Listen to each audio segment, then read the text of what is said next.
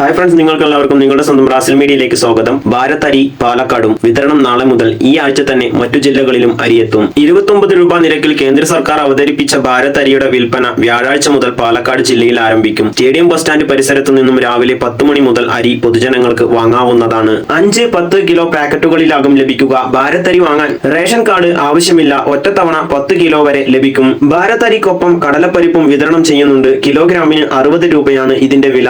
FCI ഗോഡൌണുകളിൽ നിന്നും അരിയും പരിപ്പും പ്രത്യേകം പാക്ക് ചെയ്താണ് ജനങ്ങളിലേക്ക് എത്തിക്കുന്നത്. എല്ലാ ജില്ലകളിലും ഈ ആഴ്ച തന്നെ അരി എത്തിക്കാനാണ് NCCFന്റെ തീരുമാനം. പൊതുവിപണിയിൽ 42 രൂപ വിലയുള്ള അരിയാണ് 29 രൂപയ്ക്ക് വിതരണം ചെയ്യുന്നതെന്ന് NCF അധികൃതർ പറഞ്ഞു.